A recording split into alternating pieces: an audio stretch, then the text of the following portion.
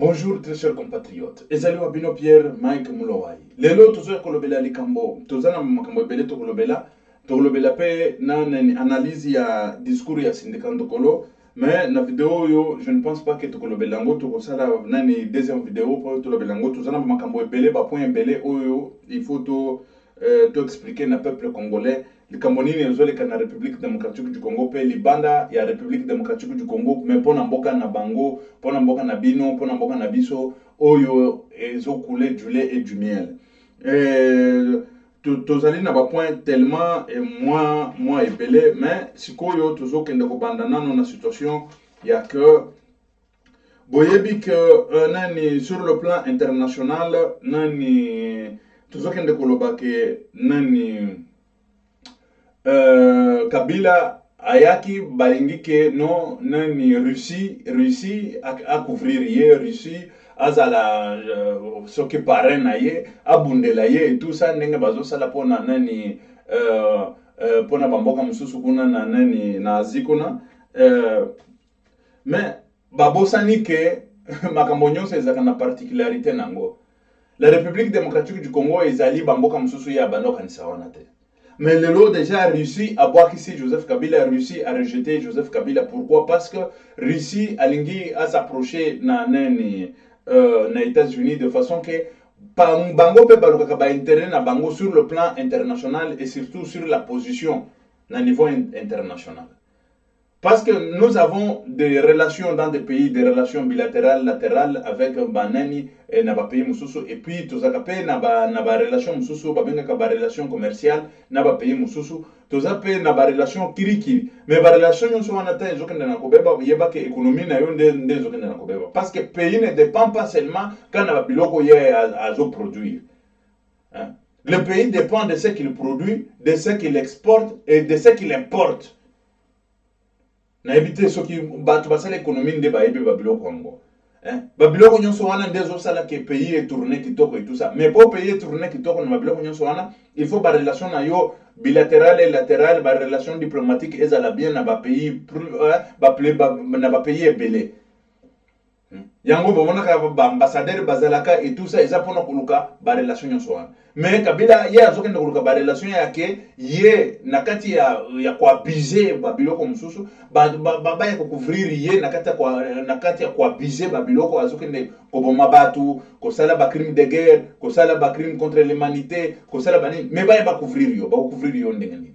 Ça c'est la première des choses. Et la deuxième des choses est que Kabila lukutande sele kiye akenda kokosati azokota akosati na papu wa Roma papu yo ya Vatican akende kuna pa Vatican akenda kokosa kon. Mais aussi longtemps boye que sur le plan international papa jouaka nani moko apezaka trop apezaka mingi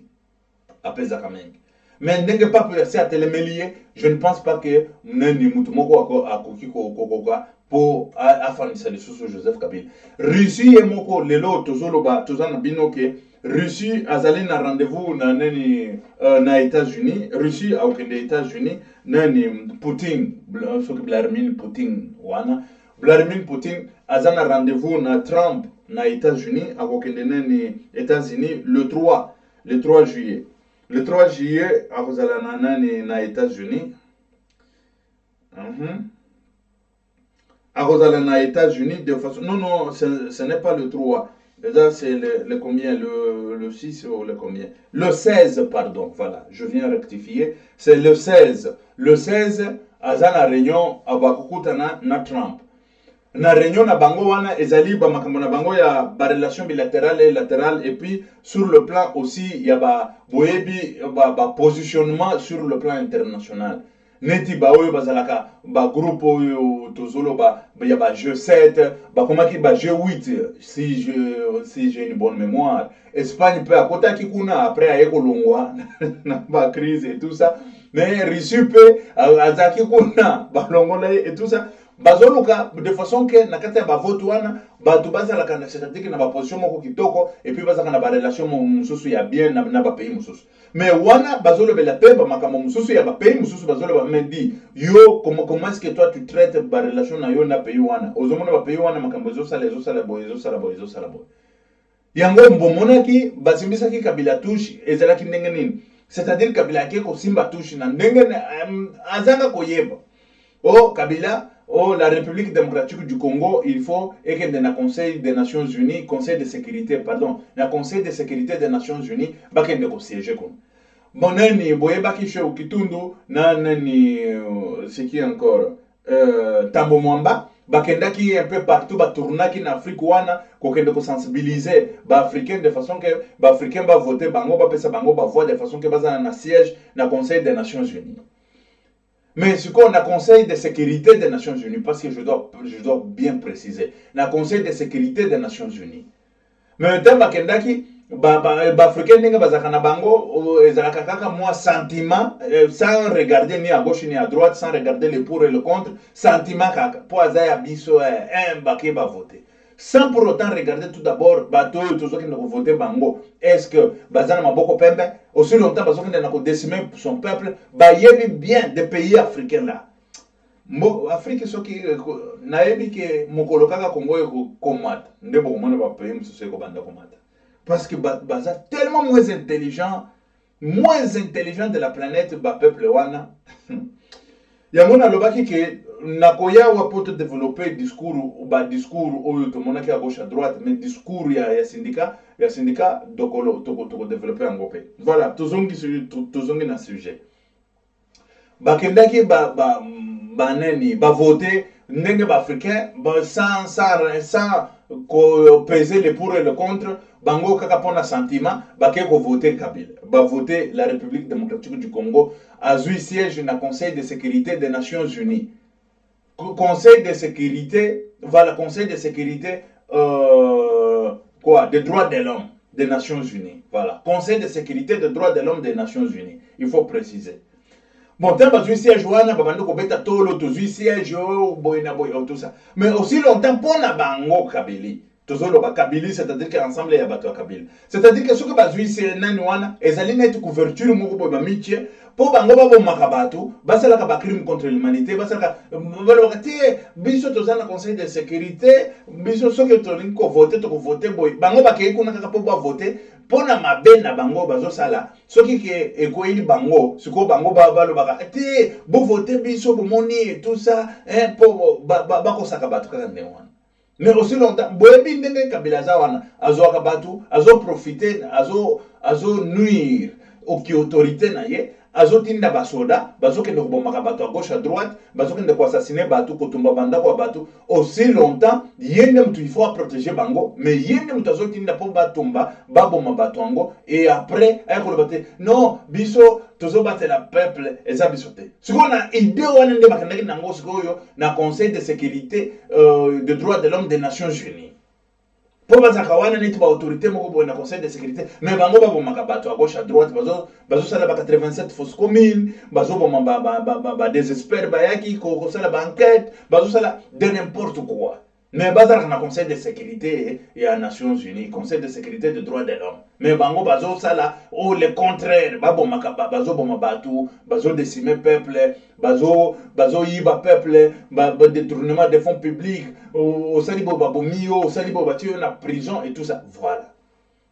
Mais bazo ebate ke eloko ngo ndeko koisa bango. Eloko ngo nde mutambo bazo kena ngokota na mutambo wana. Tamba ke yikuna bapesi bango siège wana. Et après, les États-Unis, Atali, à l'objet, non, comment est-ce que dans la République démocratique du Congo, on est en train de découvrir des corps, on est en train de découvrir des fosses communes jusqu'à aujourd'hui. C'est-à-dire, il y en a trop. Mais comment est-ce que ces gens-là, ils sont là, dans notre enceinte, dans notre enclos de Conseil de sécurité, de droits de l'homme des Nations Unies, parce qu'il ne faut pas oublier le droit de l'homme. Conseil de sécurité des droits de l'homme des Nations Unies, ils sont parmi nous, mes chers amis, mais chez eux, on est en train de découvrir des fosses communes. Et qui a tué? Il y a des rapports. Comment se fait-il que ça, Tozana Kinkudimba, Boyebi Kinkudim, même Nakata Kinkudimba, mon cher, Likelemba, Babenga Likelemba. Même ceux qui posent Nakata Likelemba, aux autres, la Mibego Likelemba, yo, Zelaka Bapesaka Yombongo, yo, Pesaka Batumbongo, Barobenganayo, Likelemba. Parce que tout le monde est au Zimbabwe, mais tout le monde est au Zimbabwe, baroboya yo. Et c'est ça, parce que Conseil de sécurité des Nations Unies, c'est-à-dire Conseil de sécurité de quoi? De droits de l'homme, voilà. Et ça, il faut appliquer les droits de l'homme chez eux. Ou appliquer déjà les droits de l'homme. De façon que, si vous avez des est-ce que va appliquer, va appliquer. Mais au moment où toi, tu n'appliques pas chez toi, tu veux que tu aies, voilà, que tu aies un siège ou une place dans le Conseil de sécurité de droits de l'homme aux Nations Unies. Mes chers amis, qu'est-ce que vous faites? Qu'est-ce que vous êtes en train de faire? C'est la folie. Folie wana yango wana sikoyo kwa isi bango. Sikoyo autant les États-Unis a évoqué le Congo. Alors il réussit comment est-ce que ici là il y a des gens qui appuient Kabila wana, il y a des gens qui appuient, mais il y a des fausses communes qui les ont besoin de découvrir. Pour pas que pousser bango que fausses communes les alliés et belé nano va découvrir en côté. Il y a eu 3 experts au bazalaki na Kinshasa. Bauti basali déclaration na bango ndesi koyo. Mais bazalaki na Kinshasa, monaki fausse commune mususu oyo ezali même découverte te. Fausse commune mususu ezali ebele. Moni yango. Témoin bakena bango awa fausse commune ezao. Nano bafongoli te. Oyo eza identifié te. Baye komona fausse commune eza tellement ebele. Sikoyo pour pousser bango bakende sikoyo ko découvrir fausse commune mususu bazokende sikoyo koyebisa bango. Mais bino, comment est-ce que vous pouvez condamner les gens parce que bango kangak ba lobby ils ont bango la Kabili. Tant na expliquer il faut batuba yo kanga vraiment na éviter que na lingina expliquer pour batuba yo kaka. C'est-à-dire que batuo ya Kabili wana bazwaki, c'est-à-dire que bakangi batu ba présumer batoyo, présumer c'est-à-dire batoyo on suppose, supposant que batu wana nde babomaki ba expert. Mais batu wana bazo condamner bango, balobi batu babomaki ba expert bango tozo condamner bango, bino botika likambo wana ekende na CPI te, biso to silisaka likambo. To condamner bango. Siko batu ni bango. Wana ezake na kati ya mutambwa, po bachili bango ba mitambo ebele ndenge batu wana bazaka na ebisa bino bazaka ba ignorant fort, batu bachaka ngate. Bacheli bango mitambo, balobi. Bon sikoyo bino bo condamner batu yo bolobi ke bomaki ba présumer, ba présumer ba bomaki les désespérés. Bo condamner bango, Mais comment est-ce que bo condamner bango na nini? Bo sali justice, to sali justice et tout ça, balobi. Justice wapi na monde. Beaucoup juger batu tant bomoni ba korte. Est-ce que bango de babomaki ba expert bango de babomaki ba des experts. Bango de babomaki ba nani bano yo ya batukutuku na ba traducteur. Boyebi ke bana tukutuku wana bango bakenda kubaka soko wapi bakunda bango ba nani. Sikoyo bango ba yebi ba bisika bakundaki. Sikoyo batuni bango. Est-ce que bango bande babomaki na batoyo bazalaki na bana bitukutuku wana ba chauffeur na bango ya ba moto na traducteur. Bango nde babomaki. Est-ce que vous condamnez bango pe pona eloko wango? Oui, to condamner bango pona eloko wango. Siko ba yeko tuna bango. Comment se fait-il que justice wapi na planète oyo e condamnaka batu tant corps e mona na kate? Bo condamner bango pona désespère. Mais ba oyo mususu oyo bazalaki na batukutuku wana. Bazali directement liés na makambo ya Nations Unies parce que ils étaient au service des Nations Unies. Est-ce que vous découvrir bakor na bango? Est-ce que vous condamner batuana pona batongo? Batikali boye balobi il faut pas condamner bango pona bakor wana. Est-ce que bon moni bakor rango mais bakor wana il faut découvrir rango? Bozo condamner batu tant que avant de découvrir bakor ezalakate na kata justice soki bakangi assassin. Il faut pas que naye aya kende kolakisa esika chaki corps tan kobima nde sikoyo bakoya ko juger ye pona meurtre oyo babomi corps. Mais c'est comme ça bako juger mutu tête tant que corps ezate tamo mombatikali droit otangela wapi tamo mombatikali bakoti bango moko na mutamu na bango moko bamikangi na mutambo na bango moko. Sikoyo ndenge bayebaki babisika bakundaki jo wana bana wana ba jeune wana batindi batu bokende bokundula bango bake bakundoli bango. Tamba kundoli bango bakoyi lisusu na mutambo mususu. Sikonde États-Unis à lobby mais badoyo bazana conseil de sécurité des droits de l'homme. Mais bakor ba fausse commune bazo découvrir ti lelo ba fausse commune. Voilà, c'est-à-dire que pousser bango pour découvrir une fausse commune, et la prétexte, et la preuve, toujours le prétexte, mais et la preuve. Il y a une fausse commune, nous sommes dans la République démocratique du Congo. C'est-à-dire que la fausse commune, dans le silité, bien que la fausse commune est belée. Mais la fausse commune, dans le silité, et bazo découvrir, mais batouana, bafandia, on a conseil de sécurité, na bino, bozo salanim, théâtre ou simulacre. Ah, on a conseil de sécurité. Allez, je ferme la porte. Il a claqué la porte. Les États-Unis ont claqué la porte. Ce qu'on peut se bango plutôt parler, oh, il faut condamner la République démocratique du Congo pour crime de guerre. Voilà, bon condamner bango pour crime de guerre et tout ça. Mais bah expert basi baya mbala nambala namba rapport. Est-ce que basi ba condamna zéro. Mais il y a toujours ce qu'on expert na rapport, ce qu'on États-Unis a claqué la porte, ce qu'on condamné pour un crime contre quoi, crime de guerre et crime contre l'humanité. Babo est ce qu'on condamné tout le monde, total. Et fandi ce qu'on kangi bango ki na kingwawa, pa et kangi bango, moyen ce qu'on va bouger exact. Bakoti na mutambu bango moko na mutambu ta. N'habiter ce qui est peuple nanga zo kanga kitoka zo kanga bien batu bango wana bakeko kwena mutambo yango Russie sikoyo atali busoto wana parce que ebimi très busoto ebimi très sale Russie sikoyo oya bandako kende po couvrir ba crime nyonso wana te boyo sikoyo Russie atali di esimangate eleka musika eleka bwahitanga butama Russie sikoyo ayoki likambo ngoa epesi ye sikoyo nani parce que sur le plan international les Russie a okende ko combattre contre nani contre droit de l'homme oyo ba force commune zomona nano na kati ya République démocratique du Congo sikoyo Russie akoya kolobani sur le plan international akolobanini que non de la Kabila et tout ça à Salanine a organisé ba élection ou à Salanine parce que élection a l'ingi organisé ça fait 2 ans il a fallu organiser la élection, à organiser, mais les lois, Russie a kolobani, Russie a lobby, et à l'angate. Ce qu'on Russie, le 16, na Trump, le 16 juillet, na Trump, solola, et puis, la paix, la République démocratique du Congo, pour na médiocre, il faut akende, Russie, a boire ici déjà Joseph Kabila, parce que Russie azana biloko azoluka ba faveur sur le plan international de façon que ba fongolaye pe bazela na ba makambo mususu parce que ba crime de guerre na ba crime contre l'humanité eza Russie a salite akoki koya ko lata ber bala tsaye ber ya biloko ya yebite wana nde isika makambo itele makambo itele meli wana ezali ya nan voilà awa tozokende pe kolobela boyebi situation mususu ezali nani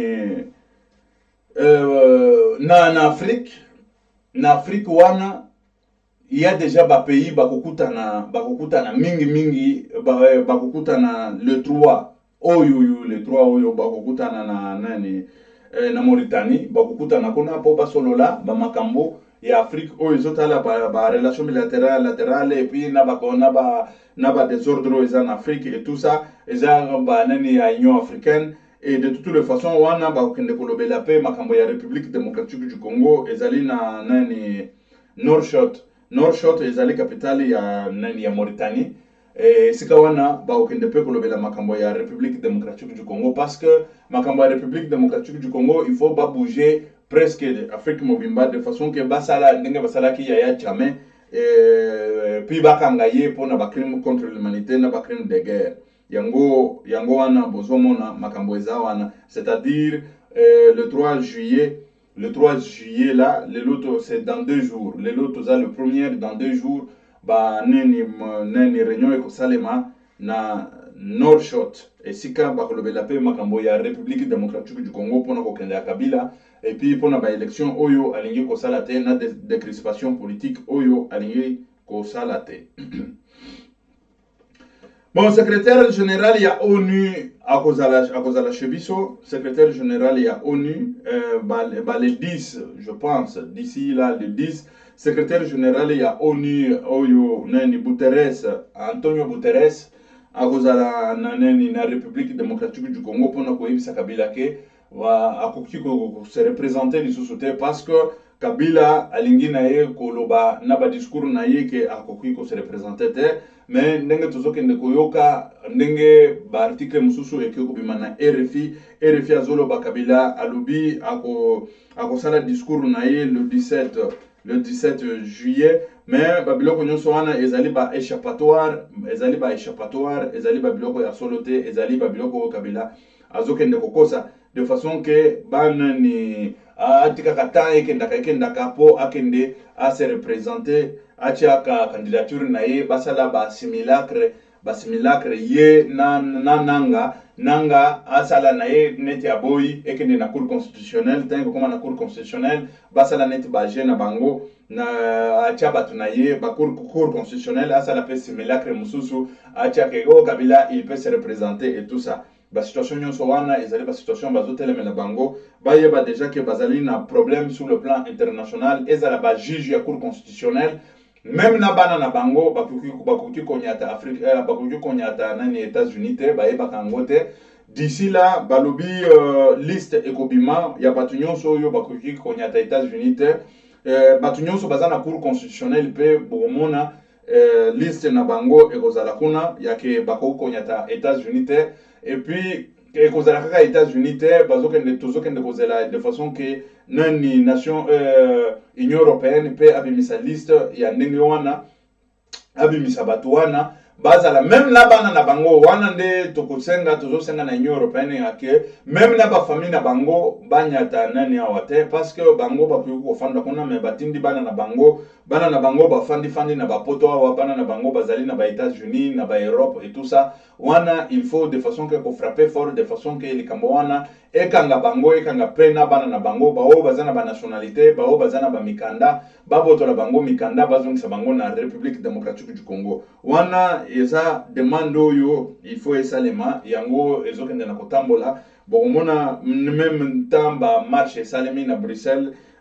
Demande munene eza yango wana yake Union européenne il faut s'impliquer massivement et puis à s'impliquer directement pour na makambo oyo ezoleka na kati ya République démocratique du Congo oyo bazosala ba fraude sur le plan électoral, il faut bakanga bango et puis bayaka lisusu te na poto, même na États-Unis, même na awa na nani, même bana na bango bakoki kokanga bango ndenge bakangaki mwana ya Taylor bakangaki ye asala bakatelaki ye 40 ans na États-Unis. Yango tozosenga ke bana ya batu nyonso oyo bazosala mobulu na République démocratique du Congo soki moyen ezali babotola bango ba mikanda babotola bango ba nationalité de façon que bazongisa bango na mboka na biso oyo mboka ezali ba pays respectifs na bango ezali mboka na biso bazongisa bango kuna de façon que basibiri pe ba conséquences oyo ba parents na bango bazokende na ko planter de façon que congolais azala kaka na kati ya souffrance, congolais azala na kati ya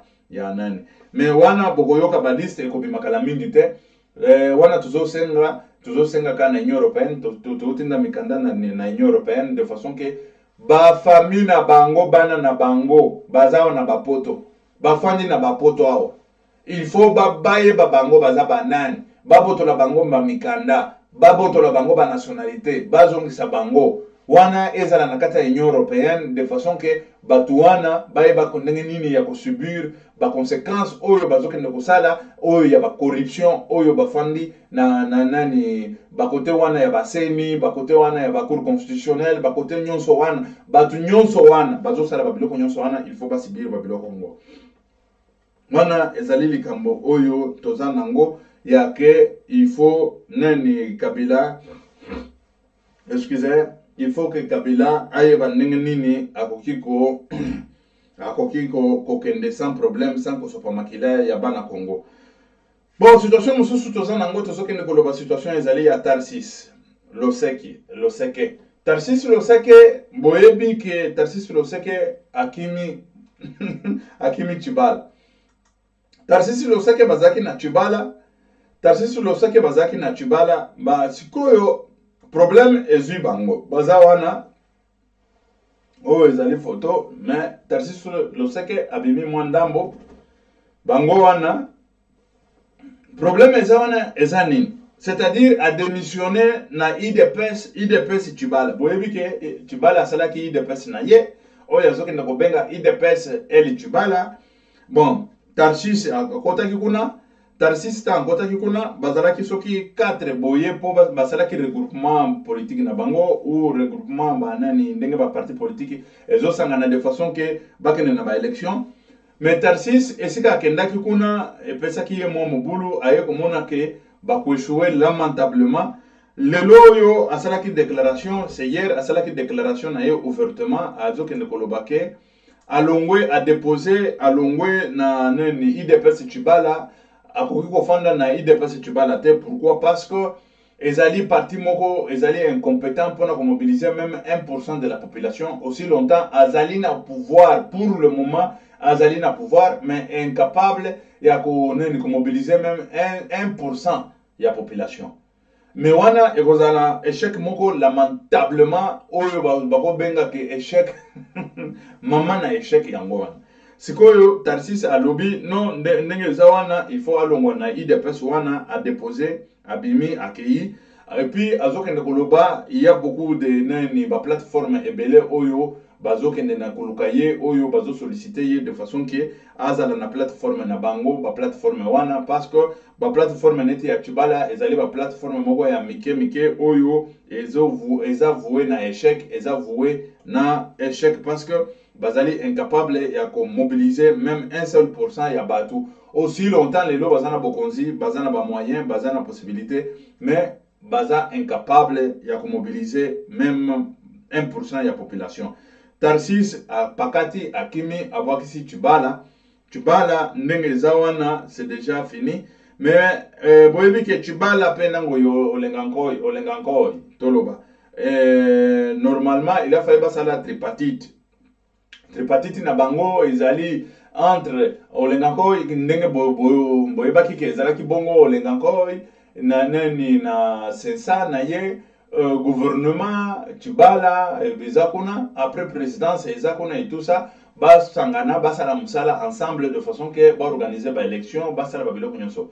Mais ndenge za boye ndenge boyebi ke olengankoi basi ba bwakisa ye ba suta ye akenda kuna abanda koluka ndenge nini bakutana na Tchibala. C'était prévu que jeudi bakutana na Tchibala, c'était prévu. Bon bakutanaki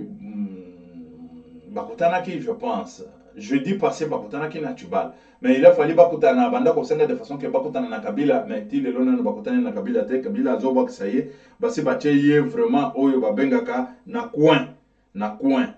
Bon na minute oyo bokonzi ya olengankoi esalaka lisusu eloko moko te akomi koloba na ye kaka ke non tozokende komona ke na ba fraude koki kozala na ba élection et tout ça. Mais aussi longtemps wana azosala ba chantage de façon que babengisa ye pa Kabila kende akutana na ye po ayebisa ye soki nini. Et puis na Tchibala c'était prévu jeudi, mais là ne me tenez pas rigueur na ebite bakutanaki ou bakutanaki nano te. Mais c'était prévu que bakutana jeudi. Là je suis un peu natikali o babenga ke en blanco natikali en blanc. Il faut na vérifier que bakutanaki basololaki nini et tout ça. Mais problème eza wana eza ke tripartite na bango ezo fonctionner te. Pourquoi? Parce que Kabila azosala makambo na ye na ndenge na ye, Tchibala azosala pe na ndenge na ye. Kabila nde azali tête oyo azokenda na commander à gauche à droite. Ezate ke o ngai na sala ka boye o ngai même na kata justice eza bongo te. Boyebaki même na kata justice babiloko oyo bakangaki balinga baboma. C'est pas que balinga babomaki nde koboma juge oyo ya neni ya Moïse Katumbi na Katanga oyo amonaki ke dossier ezali na eloko moko te. Bazwaki dossier azwaki dossier wana alinga déclassé yango bayaki babeti ye masasi na nzoto akendaki na Sud Afrique alingaki akufa kuna menzambe aboyi na ye lelo aza vivant. Pourquoi? Parce que y a des médiocres oyo bazana mboka na biso bayebi ka koboma batu bayebi ndenge nini ya massacrer peuple congolais. Batongo banani batindaki bango Joseph Kabila selon tout d'abord le juge, parce que lui-même a parlé avec ces gens, il a entendu ces gens. Batouana balobi o mutozo sakana namo konzibo bete masas ba beti ba masasi et tout ça, mais akufa kite ayebaki ke batouana bautaki et pas Kabila assassin. Kabila médiocre, Kabila nani mubomi batu, Kabila oyo moyibi ya mbongo azoyiba la République démocratique du Congo matin midi soir, mbongo ezokende na Harare na Tanzanie, mbongo ezokende na ba paradis fiscaux, tant que bana Congo bazofanda sans eloko te, mbongo te eloko te, mais wana biloko wana il faut esila kala mingi te ekosila nango. Yango tolobaki ke tokozonga wa de façon que toya koloba pona discours ya syndicat ndokolo to développer ba point ya lobaki de façon que to mona le pour et le contre et puis to yeba ndenge nini to ko développer ensemble peuple na biso to yeba mboka parce que mboka wana eza ya yo eza nga eza mboka ya biso nyonso il faut to yeba ndenge nini to ko batela mboka ngo. OK. Awa eza na ba point mususu oyo etikali ya mike na tozo sala nani vidéo mususu de façon que to silisa ba point ya mike oyo etikali après et puis to lobela pe développement ya discours ya syndicat ndokolo oyo auti ko sala hier na Bruxelles pona nani na commémoration ya 30 juin oyo to zoaki lipanda biso nyonso toyebi ke tozwaki lipanda mais eza lipanda te eza lipanda pona ba médiocre oyo bazoya koyiba biso ba médiocre bazoya kobomaka biso ba médiocre bazoya ko nani bazoya koyibaka biso ba minere bazokende nango. OK, ezalaki wa bino Pierre Mike Mulowai nake natiki bino que Dieu vous bénisse na bengaka peuple congolais ke azali peuple élu, peuple de Dieu. Bobanga kate tozana nzambe pambola bino. OK, merci, ciao.